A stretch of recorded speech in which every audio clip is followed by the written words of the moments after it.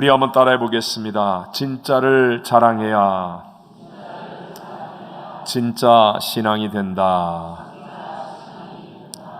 저희들은 지난 주일 2019년을 위한 정기 공동회의를 잘 마치고 새로운 출발을 하게 되었습니다.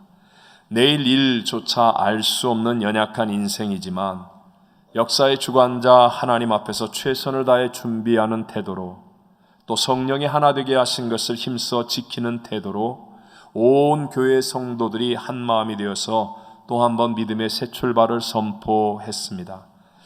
그날 저녁 여러 모임들까지 다 마치고 개인적으로 육신은 지쳤지만 지난 10여 년간 꾸준히 부흥을 체험하게 하신 하나님의 은혜에 감사하며 하루를 정리하는 기도를 드릴 때 제 마음속에 가득 채워졌던 말씀이 바로 오늘 본문의 히스기야 왕에 대한 말씀이었습니다. 히스기야 왕은 유대의 역대 임금 중에 칭송을 받았던 훌륭한 왕이었습니다. 먼저 히스기야 왕의 아버지 아하스가 왕이었을 때 이스라엘은 우상 숭배의 죄를 많이 저질렀음에도 불구하고 히스기야는 왕이 되자 우상을 제거하고 신앙과 예배를 회복하였습니다. 히스기야가 유다의 왕으로 즉위한 지 6년이 되던 히스기야 나이 31살의 때에 북쪽의 이스라엘이 아수르에 의해서 멸망당하는 사건은 아마도 큰 충격이었을 것입니다. 북이스라엘은 때로는 원수와 같이 싸웠지만 그러나 때로는 연합하던 미워할 수 없는 형제간의 두 나라 아닙니까? 그런 북이스라엘이 예언자의 말씀대로 망하는 것을 보면서 말씀대로 살지 않으면 안 되겠구나라는 생각을 했을 것이고, 그러한 두려움 가운데 히스기야는 무엇보다 먼저 종교개혁을 단행했습니다. 성전을 수리하고 우상의 단들을 제거하고 그리고 성전의 제사를 회복했습니다. 또한 백성들이 감사 제물과 첫 열매 11조를 하나님께 드리도록 교육하고 중요한 유월절 절기와 같은 절기들을 지키도록 했습니다. 그 결과로 예루살렘의 온 성은 큰 기쁨이 가득 찼고요, 그리고 백성들이 축복을 누리게 되었다라고 성경은 말씀합니다. 역대하 30장 26절과 27절만 함께 읽어봅니다. 예루살렘에 큰 기쁨이 있었으니 이스라엘 왕 다윗의 아들 솔로몬 때로부터 이러한 기쁨이 예루살렘에 없었더라. 그때에 제사장들과 레위 사람들이 일어나서 백성을 위하여 축복하였으니 그 소리가 하늘에 들리고 그 기도가 여호와의 거룩한 처소 하늘에 이르렀더라. 아멘. 이런 영적인 회복뿐만 아니라 정치 군사적인 면에서도 국가의 큰 위기들을 넘기며 부강한 나라를 이끌어서 다윗 왕의 버금가는 훌륭한 왕으로 평가를 받습니다. 당시 최강대국 아수르의 왕 산헤립이 침략에 왔을 때 남유다는 큰 위기를 맞이했지만 그러나 히스기야 왕은 성전에 엎드려 통곡하며 하나님 앞에 기도합니다. 그러자 하나님은 은혜를 베푸셔서 놀라운 기적으로 아수르 군사 18만 5천 명을 한순간에 멸하고 나라를 건져 주셨습니다. 열왕기하 19장 35절입니다. 이 밤에 여호와의 사자가 나와서 아수르 진영에서 군사 18만 5천 명을 친지라.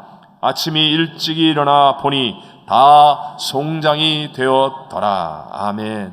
또한 개인적으로도 히스기야는 죽을 병에 걸렸을 때 벽을 향하여 간절히 하나님께 기도함으로 15년의 생명을 더 연장받는 놀라운 하나님 기적을 체험하기도 하였습니다.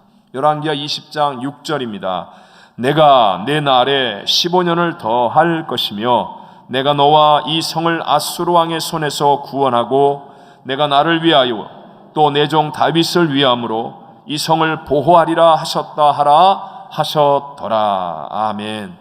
이런 놀라운 일들이 일어나니까 바벨론의 부로닥 발라단이라고 하는 왕은요, 당시에 최강대국 아수르를 이기고 또 죽을 병에서도 낫는 기적의 주인공 히스기야 왕에게 사신을 보내어서 자신의 편지와 예물을 전해줍니다. 이제 막 일어나는 신흥 국가였던 바벨론의 왕의 입장에서는 히스기야 왕은 영웅이고 스타와 같았을지도 모릅니다. 그런데 문제가 그때 생깁니다. 히스기야 왕의 마음이 교만해져서 하나님의 은혜를 자랑하지 않고 자신의 보물 창고, 성전 창고, 그리고 무기고까지 다 열어 그런 것들을 보여주며 엉뚱한 자기 자랑에 빠지고 말았습니다. 그 교만의 결과로 보여준 모든 것들을 이후에 바벨론에게 다 빼앗기게 되고 그의 아들들은 사로잡혀서 바벨론의 환관이 되리라고 하는 선자의 책망을 받게 됩니다. 오늘 본문과 똑같이 병행되어서 설명하고 있는 성경이 역대하에 나오는데 역대하 32장 25절만 읽어봅니다. 히스기야가 마음이 교만하여 그 받은 은혜를 보답하지 아니하므로 진노가 그와 유다와 예루살렘에 내리게 되었더니. 아멘. 히스기야는 하나님의 은혜를 많이 받아서 그래서 최고의 왕이 되었음에도 불구하고 히스기야의 마음에 한순간에 교만이 들어오니까 그러니까 이토록 넘어지는 그 안타까운 모습을 성경은 우리에게 말씀하고 있는 것입니다. 우리들도 이 어려운 이민 생활 속에서 열심히 교회를 섬기며 기도하면서 최선을 다해서 살아왔습니다. 그래서 하나님의 은혜를 여러 분야에서 체험하게 되지 않았습니까? 2018년 한 해에도 하나님께서 역사하셨고 그 이전에도 하나님은 수많은 은혜들을 우리에게 베풀어 주셨습니다. 이런 때일수록 우리가 더욱 명심해야 할 일은 어느 날 어느 순간 마음에 교만함이 들어오면 우리도 히스기야처럼 넘어질 수 있다는 사실을 잊지 않게 되시기를 바랍니다. 오늘 본문을 통해서 진짜를 자랑해야 진짜 신앙이 된다라는 제목으로 이 시대를 살고 있는 저와 여러분에게 주시는 하나님의 두 가지 은혜를 함께 나누고자 합니다. 첫째로 우리는 진짜가 무엇인지를 항상 기억해야 한다는 것입니다. 자, 오늘 본문의 히스기야 왕에게 있어서의 진짜는 과연 무엇이겠습니까? 과연 히스기야가 보여준 무기고가 진짜 실력입니까? 아니면 성전 창고가 실력입니까? 아니면 여러 가지 보물이 가득한 그 창고가 히스기야 왕의 진짜 실력이란 말입니까? 오늘 히스기야 왕의 진짜 실력은 바로 하나님의 베풀어 주신 은혜인 줄로 믿습니다. 히스기야가 자기 힘으로 아수르의 18만 5천 명을 물리치고 상네립 왕과 아수르를 이기고 나라를 지켰습니까? 아니면 자기의 노력으로 좋은 약을 먹어서 죽을 병으로부터 낫게 되고 15년의 생명을 연장받게 된 것이었습니까? 아니라는 것입니다. 다 하나님의 은혜 때문이었습니다. 그렇다면 여러분, 히스기야는 무엇을 자랑해야 했습니까? 바벨론의 사신이 왕의 편지를 가져오고 예물을 가져왔다 할 때 그때 히스기야는 성전에서 예배드리는 모습을 자랑해야 했을 것입니다. 기도하는 성도들의 모습을 보여줘야 했을 것입니다.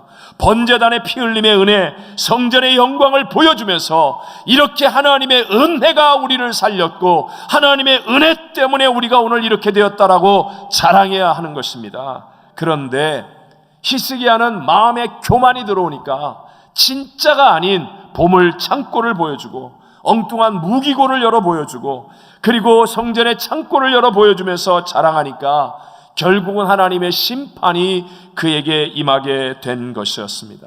오늘 우리 그리스도인들이 세상에 자랑해야 할 것은 과연 무엇입니까? 우리가 건강한 신앙을 가졌다라고 말할 수 있는 것은요, 자기 소견에 오른 대로 내 마음대로 할 수 있는 것이 아니라 진짜가 무엇인지를 알고 진짜가 무엇인지를 보여줄 수 있는 신앙이 되어지는 것을 말합니다. 베드로전서 3장 15절에 이렇게 말씀하죠. 너희 마음에 그리스도를 주로 삼아 거룩하게 하고 너희 속에 있는 소망에 관한 이유를 묻는 자에게는 대답할 것을 항상 준비하되 온유와 두려움으로 하고. 즉 참된 그리스도인은 세상 사람들이 우리에게 물을 때 대답할 것이 있는 사람이 되어야 된다. 자랑할 것, 증명할 것이 있는 사람이 되어야 된다라는 것입니다. 사람들은 우리에게 묻습니다. 당신들은 왜 오늘 교회 나가냐고요? 당신들은 왜 예수를 믿느냐고요? 너희 그리스도인들이 과연 자랑할 것이 무엇이냐고요? 당신들이 우리하고 다른 점이 무엇이냐고 묻습니다. 그런데 우리 그리스도인들은 정말 어떤 것을 자랑하고 어떤 것을 대답하고 있습니까? 우리는 큰 교회당을 가지고 있다고 자랑합니까? 여러분, 큰 건물은 세상에 얼마든지 많습니다. 그러니까 사람들이 교회를 나오지 않고 엉뚱한 곳으로 가는 것입니다. 우리는 돈이 많고 유명한 사람들이 많이 모였다라고 자랑할 것입니까? 우리에겐 이런 실력이 있다고 자랑할 것입니까? 명예나 권력이 있다고 자랑할 것입니까? 그렇다면 세상 사람들은 교회로 올 리가 없지 않습니까? 개인적으로도 맨날 나의 직분을 자랑하고 나이를 자랑하고 업적을 자랑하고 자리를 자랑하는 그것이 진짜입니까? 미국을 대표하는 작가 오 헨리의 단편 동화 가운데 마녀의 빵이라는 책이 있습니다. 길 모퉁이에 있는 조그만 빵집에 한 남자가 늘 굳어지기 직전에 빵을 싸게 사서 갑니다.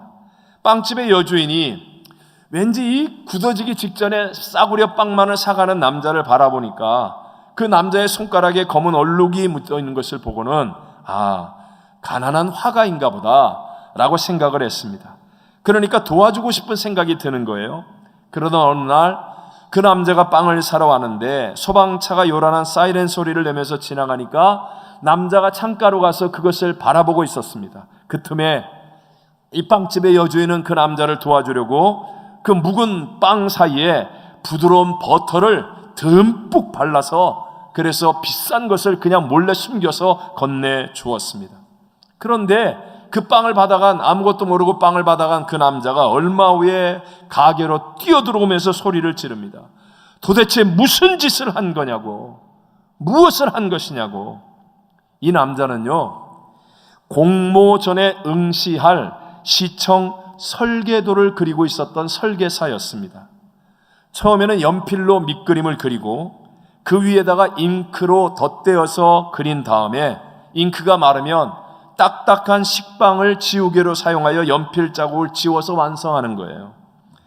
그 엄청난 시청 설계도에 오랜 시간 동안 준비했던 설계도를 오늘이 바로 마무리하는 날이었습니다. 근데 갑자기 엄청난 버터가 녹아서 주르륵 흘러내리는 바람에 도면을 다 망쳐버리고 말았던 것입니다. 소설이 말하는 내용이 무엇입니까? 어설픈 도움이 오히려 모든 것을 망치게 해버렸다는 것입니다. 오늘 우리들도 마찬가지입니다. 교회 와가지고 진짜는 안 보여주고 자꾸 어설픈 도움으로 값싼 동정으로 가짜를 가지고 진짜를 대신하고 하면, 그러면 여러분 그 사람을 살리는 일이 아니라는 것입니다. 여러분, 구약의 솔로몬 왕을 다 잘 알지 않습니까?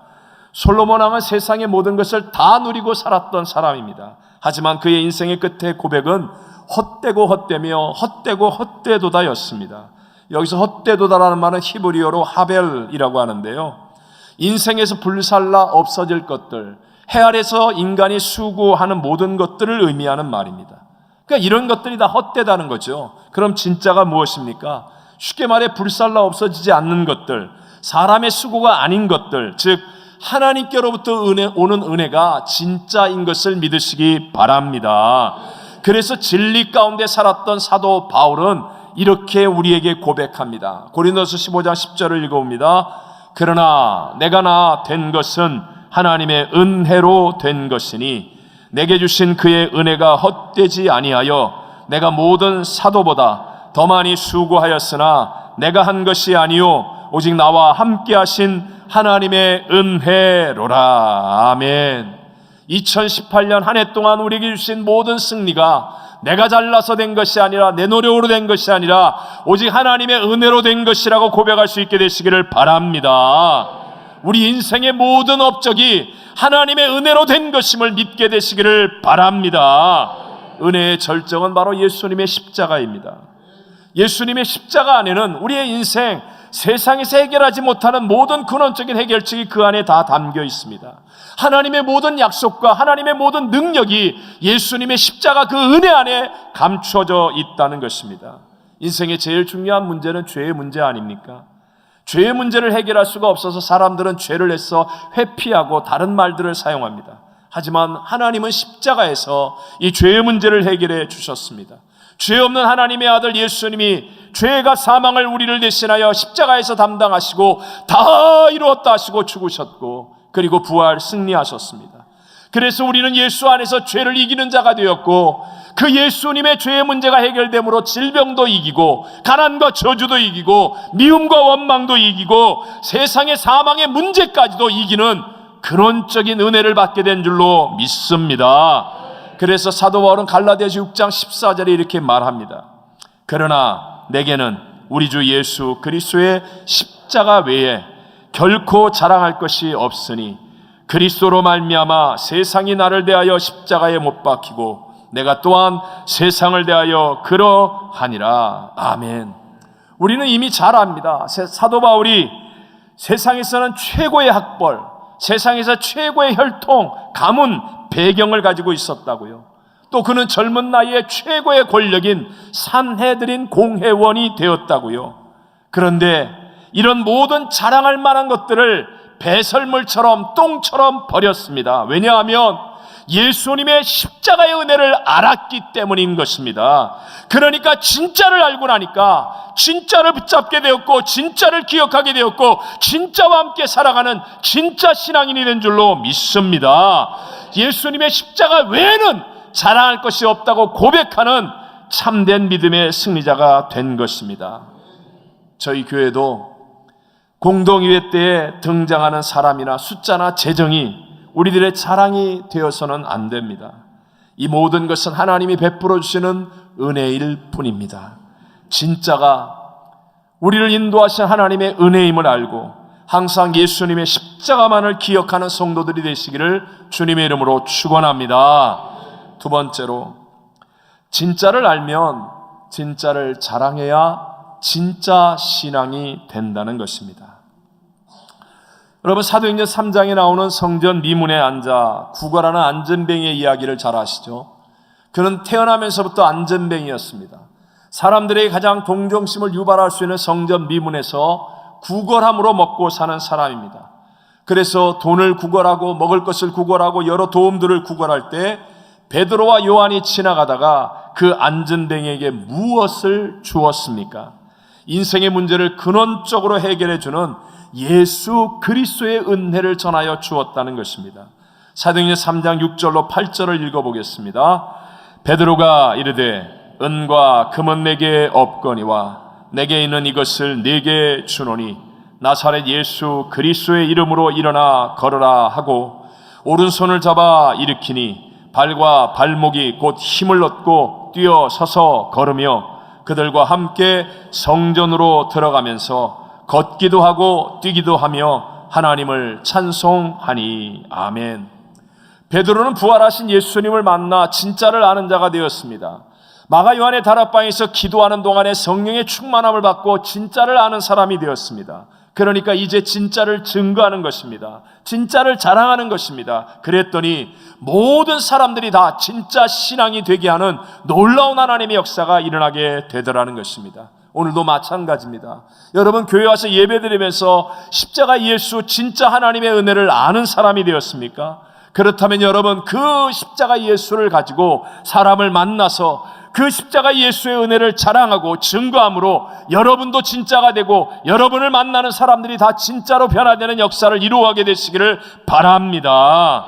그런 의미에서요, 우리 예수 믿는 사람들에게 만남과 교제는 너무나 중요한 일입니다. 오늘 본문 16절에 보면 이렇게 말씀합니다.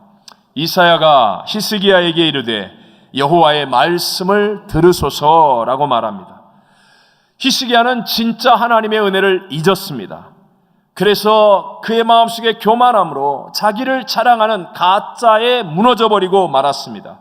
그럴 때 이사야 선자를 만납니다. 그를 통한 하나님의 말씀을 듣습니다. 이 만남과 교제를 통하여 진짜가 무엇인지를 다시 한번 깨닫게 되고 히스기야는 회복의 자리로 돌아서게 되더라 하는 것입니다. 여러분, 신앙의 힘은 만남에 있습니다. 만약에 한번 생각해 보십시오. 전지전능하신 예수님께서 이 땅에 오시지 않고 저 하늘 위에서 보좌에서 우리를 향해 이렇게 해라 저렇게 해라, 만약에 그렇게 하셨다고 한다면, 그래서 우리가 예수님을 인격적으로 만나지 못하였다고 한다면 우리는 과연 예수님을 닮아가는 진짜 신앙이 될 수 있었겠습니까? 절대로 되지 않습니다. 그래서 예수님은 하늘 보좌를 버리고 이 낮고 천한 땅 가장 작은 고을 베들레헴 마구간 말밥통에 태어나셨고 어마어마한 대가를 지불하시면서 우리를 만나 주셨고 지금은 예수의 영 성령을 통하여 우리와 함께 만나고 교제하고 계신 줄로 믿습니다. 나는 예수를 믿기는 믿는데요, 그런데 만남과 교제는 참 싫습니다 하신다면 여러분은 절대로 건강한 신앙이 될 수 없습니다. 그래서 예수를 믿고 안다고 말하는데도 불구하고 변화가 안 일어나는 겁니다. 역사가 나타나지 않는 것입니다. 반대로 예수님과 만나고 교제하는 사람들을 보십시오.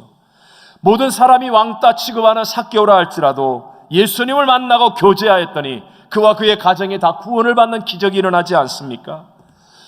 모든 사람들이 등한시하는 맹인거지 바디메오라 할지라도 12의 혈루병 앓던 여인이라 할지라도 예수님을 만나고 예수님과 교제하였더니 인생이 변화되고 기적이 일어나고 많은 사람을 유익하게 만드는 축복의 사람들로 변화되지 않습니까? 만남과 교제, 그래서 진짜를 증거하고 진짜를 나눌 때 그때 하나님의 진짜 신앙의 역사들이 일어나게 된다는 것 믿게 되시기를 바랍니다. 우리 톨스토이의 유명한 단편 가운데 구두 수송공이 만난 하나님, 아마 어느 정도는 여러분 다 들어보셨을 거예요. 이 책에 나온 내용입니다. 어느 도시에 마르틴이라고 하는 마음씨 착한 구두 수송공이 살았는데요, 아내가 3살짜리 아들을 남겨놓고 먼저 죽습니다. 얼마 후에 그 아들이 잘 자라서 아빠를 도와줄 정도가 되었을 때 그 아들도 그만 죽어서 그의 곁을 떠납니다. 마르틴은 정말 슬픔에 빠졌고 절망합니다. 그러나 어느 날 마르틴이 성경을 읽다가 깜빡 잠이 들었는데요, 누군가가 마르틴 하고 부르는데 하나님이세요. 내가 내일 찾아가리라 라는 말씀을 듣게 되었습니다. 이튿날 이 마르틴은 하나님이 찾아오신다는 그 약속을 믿고 열심히 준비하고 기다립니다. 그런데 기다리는 그에게 하나님이 오시지 아니했습니다. 그를 찾아온 것은 나이 들어서 쇠약할 대로 쇠약해져서 남의 집에 더부살이하는 노병, 그래서 눈이 많이 와서 눈을 치우며 힘들어하고 있는 노병이었습니다. 추위에 덜덜 떨고 있는 그를 방으로 모셔드렸고 그에게 따뜻한 차를 대접했습니다. 노병이 떠난 후에 그를 찾아온 사람은 추운 날 벌벌 떨면서 아이를 안고 있는 여인이었습니다. 길을 잃은 이 여인은 며칠 동안 먹지 못해서 젖이 나오지 않아 이 아이도 굶은 상태였습니다. 마르틴은 이 여인에게 준비했던 음식을 제공했고 여인과 아이를 위해 자신의 외투를 선물했습니다. 은밀히 보관해 두었던 비상금을 꺼내어 그 여인의 손에 들려 주었습니다. 마지막으로 마르틴을 찾아온 사람은 사과를 파는 늙은 여인과 그 여인에게서 사과를 훔친 소년이었습니다. 늙은 여인은 사과를 훔친 소년을 향하여 화를 내며 경찰에 데려가겠다고 위협합니다. 마르틴은 늙은 여인에게 소년을 위해 사과값을 대신 지불하겠다고 약속하면서 용서를 구합니다. 늙은 여인은 이 소년을 용서했고요, 소년은 늙은 여인의 무거운 사과 자루를 등에 지고 함께 길을 떠납니다. 그날 밤 하나님은 마르틴에게 다시 찾아오셔서 그가 만났던 작은 소자들이 바로 하나님 자신이었다는 것을 말씀하십니다. 그때 마르틴의 영혼은 기쁨과 감격에 휘감깁니다. 환경이 바뀐 것은 없었지만 그는 정말 부유하고 행복한 사람이 되었습니다. 왜입니까? 하나님을 인격적으로 만났기 때문이었습니다. 하나님이 보내주신 사람들을 통하여 그들과의 인격적인 만남을 통하여 하나님을 경험할 수 있었기 때문에 이 마르틴은 누구보다도 행복하고 부유한 사람이 되었다는 것입니다. 돈이나 그 어떤 것보다 중요한 것이 그리스도 안에서의 만남과 교제라는 것을 잊지 않게 되시기를 바랍니다. 어떤 사람은 종종 이런 질문을 하십니다. 목사님, 단기 선교 한 번 가면 돈이 얼마나 많이 드는데 그 가는 분들 비행기 표값만 다 모아가지고 그냥 돈 보내주는 게 훨씬 낫지 않습니까? 라고 물어봅니다. 진심 어린 질문이기 때문에 대답합니다. 빵이나 약이나 돈만 보내주는 것은 그것이 끝날 때 다 끝납니다. 하지만 그리스도 안에서의 만남은 헤어져도 영원히 남는 것이 됩니다. 여러분, 이번에 우리 북부교구 콜롬비아 단기 선교 갔다 온 최근의 간증 가운데 우리 이영선 집사님이 들려주신 그 빈민촌에서의 마지막 날 10서너 살 정도의 어린 소녀가 집사님에게 달려와서 어렵지만 그 품에 안겨 진심 어린 마음으로 고백한 말, 그것이 제 가슴 속에도 깊이 남았습니다. 그 소녀의 한 말을 번역한 겁니다. 나는 한국 사람을 처음 보았어요. 처음 만난 한국 사람들이 너무 좋은 분들이고 우리에게 많은 사랑을 주어서 너무 감사해요. 평생 잊지 못하고 늘 당신들을 기억할 거예요. 이게 만남입니다. 이게 교제의 축복입니다. 그리스도 안에서 만나고 교제하는 송년예배 모임들도 여러분 얼마나 좋은 위로와 사랑을 나눌 수 있는 시간이 되는지 아십니까? 구역에서 만나고 교제하는 그것이 얼마나 놀라운 하나님의 새 역사를 만들어내는지 아십니까? 물질보다 중요한 것이 만남인 것을 세상 사람들도 압니다. 믿지 않은 세상 사람들도요, 워렌 버핏 같은 사람 한번 만나서 점심 식사 한번 하기 위해 2018년도에는 무려 330만 불, 놀라지도 않아요. 점심 식사 한 번 만나서 먹기 위해서 330만 불을 투자하기도 합니다. 이 땅에 오셔서 한 영혼을 구원하셨던 예수님은요, 거라사의 그 쓸모없는 광인, 정신병자, 누구도 제어하지 못하여 온몸을 이렇게 묶어놓아야 되는 벌거벗은 그 광인을 만나시기 위해서 돼지 2,000마리떼를 한 번에 바다에 빠져 죽게 하셨습니다. 한 마리당 아무리 싸게 잡아도 200불만 계산해도 2,000마리면 40만 불입니다. 정신병자 광인 한 사람을 만나기 위해 무려 40만 불을 한순간에 바다에 다 던져버렸다는 것입니다. 돈보다도 중요한 것이 그리스도 안에서의 만남과 교제인 것을 깨닫게 되시기를 바랍니다. 우리 인생의 진짜는 하나님의 은혜입니다. 은혜 중에 은혜인 그리스도 예수의 십자가의 은혜는 인격적인 만남과 교제를 통하여 이루어지는 것입니다. 혼자 있으면 넘어집니다. 히스기야도 혼자 있다가 넘어지듯이, 천하의 다윗도 혼자 낮잠 자고 혼자 거닐다가 넘어지듯이 혼자 있으면 넘어집니다. 하지만 그리스도 안에서의 만남과 교제를 통해 진짜를 나누고 진짜를 자랑하며 진짜 신앙이 되어서 끝까지 승리하게 될 줄로 믿습니다. 우리 모두 만왕의 왕 만주의 주 만물의 충만의 충만이신 그리스도 예수 안에서의 만남과 교제를 통하여 쥐어 짜는 신앙이 아니라 넘치는 하나님의 은혜로 많은 사람들에게 진짜를 증거하고 진짜를 나누어 주는, 그래서 끝까지 승리하는 진짜 신앙인들이 되시기를 주님 이름으로 축원합니다.